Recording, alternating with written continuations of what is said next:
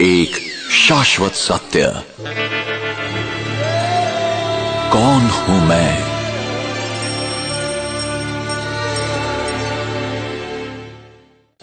आज मानव विकास के जिस मुकाम पर आ पहुंचा है, वहां उसके लिए अब कुछ भी असंभव नहीं रहा। क्या हम विकास की इस दौड़ में स्वयं को तो नहीं भूल गए हैं? अब प्रश्न है, क्या शरीर मस्तिष्क के साथ अपने आप में संपूर्ण है? शरीर के विभिन्न अंगों को कौन चलाता है? मस्तिष्क को समय अनुसार सही संकेत देने वाला कौन है? संकल्प कहां से उत्पन्न होते हैं?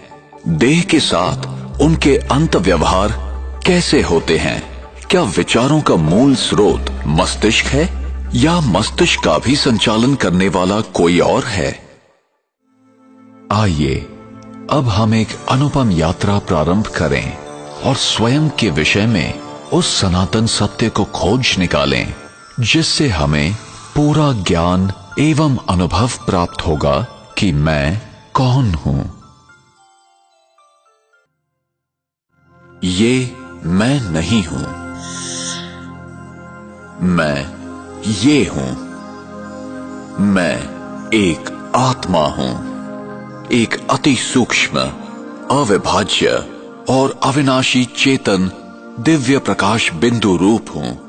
एक पराभौतिक सत्ता हूं। जब तक मैं आत्मा इस देह में हूं, तब तक ये कहा जाता है कि देह जीवित है। जब मैं आत्मा देह से निकल जाती हूं, तो शरीर शव हो जाता है। इस घटना को ही मृत्यु कहते हैं। किंतु फिर भी आत्मा तो अजर, अमर, अविनाशी है। वो सदैव जीवित है। मैं आत्मा मस्तिष्क के बीच में भ्रिकुटी के मध्य में स्थित हूं, यहीं पर विराजमान हूं। मैं आत्मा शरीर की सभी इंद्रियों का मस्तिष्क द्वारा संचालन करती हूं। भ्रूण जब तीसरे से 5वें माह का होता है, तभी उसमें जीवन शक्ति आती है। ये जीवन शक्ति ही आत्मा है। सामान्यतः जब आत्मा नए शरीर में प्रवेश करती है, तो पिछले जन्म के अनुभव, स्मृतियां और घटनाओं को भूल जाती है। इसकी दूसरी ओर मृत्यु क्या है? मृत्यु वो स्थिति है जब आत्मा शरीर छोड़ देती है।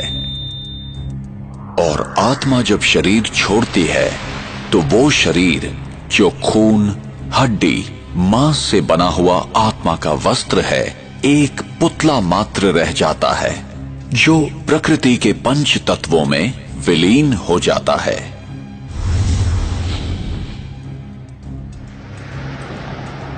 एक कार और एक ड्राइवर का उदाहरण आत्मा और शरीर के मूल अंतर को समझने के लिए उपयोगी है।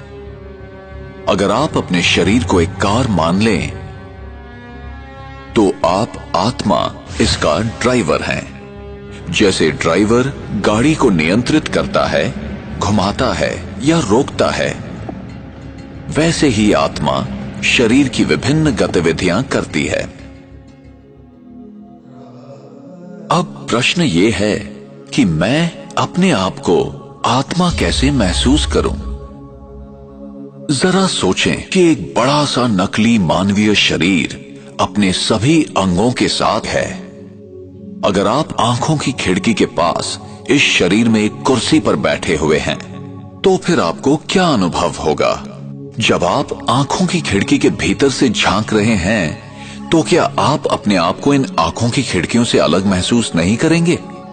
आत्मा भी ऐसे ही महसूस कर सकती है कि आत्मा और शरीर अलग हैं।